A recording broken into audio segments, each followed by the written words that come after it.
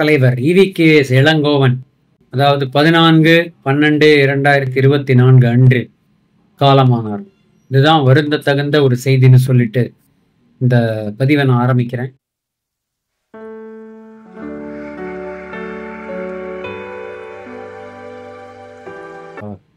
பதிவுக்குள்ள போறதுக்கு முன்னாடி சப்ஸ்கிரைப் பண்ணிக்கோங்க. கமெண்ட் செக்ஷனில் கமெண்ட்ஸை கண்டிப்பாக பதிவு செய்யும். நான் பிரகாஷ் பேசுறேன், மோட்டிவேஷன் நியூஸ் சேனல்.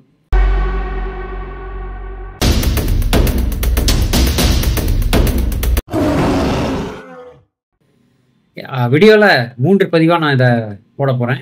ஒன்று வந்து இந்த ஈவி.கே.எஸ். இளங்கோவன் யார் அப்படின்றத பற்றி பார்த்துடலாம். இரண்டாவது அவர் எந்த மாதிரி பதவிகளை வகித்தார், அதில் எந்த மாதிரி சர்ச்சைகள் எழுந்தன, இதை பற்றி இரண்டாவது. மூன்றாவது, இப்பொழுது இவர் இறந்ததுக்கு பிறகு அந்த கான்ஸ்டிடுவன்சியில் என்ன நடக்க போகுது அப்படின்றத பற்றியும் ஒரு கொடி காட்டி விட்டுறலாம் அப்படின்ட்டு தான் இந்த பதிவு. முதல் விஷயம், இந்த ஈவி.கே.எஸ். இளங்கோவன் யார் அப்படின்னு பார்த்தீங்கன்னா, அவர் வந்து ஒரு காங்கிரஸ் கட்சியை சேர்ந்தவர். 1948 பிறந்த அவர் 14/12/2024 அன்று காலமானார். இவர் வந்து முன்னாடி ஈரோடு ஈஸ்ட் அசம்பிளி அசம்பிளியில் எலெக்ஷனில் நிற்கிறவர். எம்எல்ஏவாக பலமுறை வெற்றி பெற்றிருக்கிறார். அதை தவிர கோபிச்செட்டிப்பாளையத்தில் லோக்சபா கான்ஸ்டிடுவன்சிலேருந்து வின் பண்ணியும் இருக்கார். இவர் தவிர மன்மோகன் சிங் கவர்மெண்ட்டில் பார்த்தீங்கன்னா இவர் வந்து டெக்ஸ்டைல் மினிஸ்டராக 2004 2009 வரை பதவி வகித்தார். ஸோ இதுதான் இவருடைய பற்றிய ஒரு சின்ன ஒரு விளக்கம். இவர் வந்து ஈரோடு டிஸ்ட்ரிக்டில் தான் பிறந்தார். ஈவி.கே.எஸ். சம்பத் அப்படின்னு சொல்லிட்டு ஒருத்தர் இருக்காரு. அவருடைய மகன் தான் ஈவி.கே.எஸ். இளங்கோவன். இவர் வந்து பெரியார் ஈவேராவுடைய பிரதர் கிருஷ்ணசுவாமின்னு இருந்தார். ராமசாமி இருந்தார். அவருடைய பிரதர் வந்து கிருஷ்ணசாமி. அந்த கிருஷ்ணசாமிக்கு உடைய இவர் தான் வந்து பேரன் தான் வந்து ஈவி.கே.எஸ். இளங்கோவன் சொல்லலாம். ஸோ இதுதாங்க இவரை பற்றிய ஒரு சின்ன விஷயம்னு சொல்லலாம். ஈவி.கே.எஸ். இளங்கோவன் வந்து ஈவேராவுடைய பேரன்னு சொல்லலாம். ஸோ இப்போ நம்ம அவர் யாருன்னு பார்த்துட்டோம், அவருடைய பேக்ரவுண்ட் என்னன்னு பார்த்துட்டோம். இப்போ அது எந்த மாதிரி அவருடைய பொலிட்டிக்கல் அரசியல் வாழ்க்கை இருந்தது அப்படின்னு பார்த்துட்டோம். 2009 லோக்சபா எலெக்ஷனில் கணேசமூர்த்தி அப்படின்ற எம்டிஎம்கே மதிமுக கிட்ட இவர் தோல்வி அடைந்தார். எவ்வளோன்னா கிட்டத்தட்ட 50,000 ஓட்டில் தோல்வி அடைந்தார். அவர் வந்து அதுக்கப்புறம் தமிழ்நாடு காங்கிரஸ் கமிட்டி உடைய பிரசிடெண்ட்டாக ஏஐசிசி சீஃப் சோனியா காந்தி அவரை வந்து 2014 அப்பாயிண்ட் பண்ணாங்க.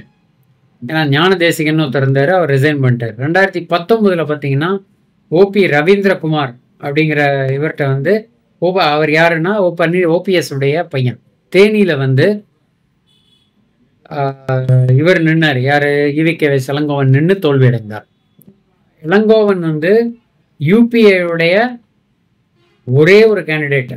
இந்த டோட்டல் தமிழ்நாடு எலெக்ஷனில் 2019 தோல்வி அடைந்த ஒரே ஒரு கேண்டிடேட் இவர் தான். அந்த பெருமையும் இவருக்கு இருக்கு. அது கொஞ்சம் இதாக தான் சொல்கிறேன். பட் அதை தவிர இவருக்கு எம்எல்ஏயாக வந்து தமிழ்நாட்டில் சத்தியமங்கலம் அசம்பிளி கான்ஸ்டிடுவன்சியில் 1984 ஃபஸ்ட்டு வந்தார். அதற்கு பிறகு ஈரோடு ஈஸ்ட் கான்ஸ்டிடுவன்சியில் பை எலெக்ஷனில் இவர் வந்து ஜெயித்தார். அவருடைய பையன் திருமகன் ஈவேரான்னு ஒருத்தர் இருந்தார். அவர் இறந்து விட்டார். அந்த இடத்தில் இவர் நின்றார். இப்பொழுது இவரும் இறந்து விட்டார். ஸோ அந்த கான்ஸ்டிடுவன்சியில் பிரச்சனையா இல்லை இவங்களுடைய வயது காரணமாகவும் பல ஹெல்த் இதனால தான் போனாங்களாங்கிறது பார்க்க வேண்டிய ஒரு விஷயமாக இருக்கிறது. இதுதான் நான் கவர் பண்ண முதல் விஷயம்.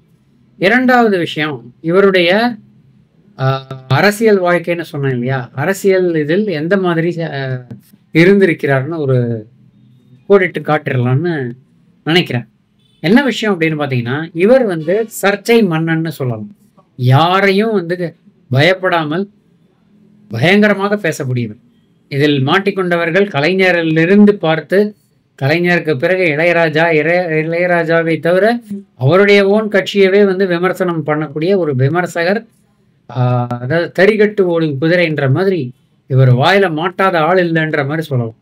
ராஜீவ்காந்தி எதிராகவும் பேசியிருக்காரு, நிர்மலா சீதாராமன் பற்றியும் எதிராக பேசியிருக்காரு. ஸோ அந்த காலத்துலேருந்து இந்த காலம் வரை எல்லோரையும் தூக்கி எறிந்து பேசக்கூடிய ஒரு கேரக்டராக இருந்திருக்கிறார் ஈவிகேஎஸ் இளங்கோவன். நான் சொல்ல வந்த விஷயம் ஈவிகேஎஸ் இளங்கோவனை பற்றி இதுதான்.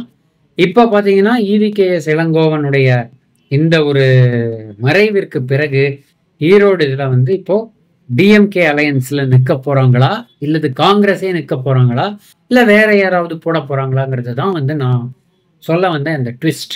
ஏன்னா வந்து இப்போ பார்க்குற விஷயத்தில் லோக்சபா சீட்டில் திருப்பி இப்போ பை எலெக்ஷன் பார்த்தீங்கன்னா எப்படியும் ஆளுங்கட்சி தான் ஜெயிக்கும். அந்த விதத்தில் டிஎம்கே அலையன்ஸ் கண்டிப்பாக வந்து ஜெயிக்க வாய்ப்பு இருக்கிறது. ஆனாலும் நம்ம பார்க்குறோம் பலவிதமான மாற்றங்கள் நடந்து கொண்டிருக்கிறது தமிழக அரசியலில். அண்ணாமலையின் வரவு, அதற்கு பிறகு லேட்டஸ்டாக தளபதி விஜயின் வரவு, பலவிதமாக ஓட்டுகளை பிரிக்கும் வேலைகள் நடந்து கொண்டிருக்கின்றன. அதெல்லாம் பார்த்தீங்கன்னா அசம்பிளி எலெக்ஷனில் ரிஃப்ளெக்ட் ஆகலாமே ஒழிய லோக்சபா மாதிரி ஒரு எலெக்ஷனில், அதுவும் பை எலெக்ஷனில் கண்டிப்பாக வந்து ஆளுங்கட்சி தான் ஜெயிக்கும். ஸோ யாரை நிறுத்த போகிறாங்க அப்படிங்கிறது தான் மிக முக்கியமான ஒரு கேள்வியாக அமைகிறதுன்னு சொல்லிட்டு நான் இந்த பதிவத்துடன் முடிவு செய்கிறேன். சுவாரஸ்யமான தகவலுடன் மீண்டும் இணைவோம். நன்றி, வணக்கம்.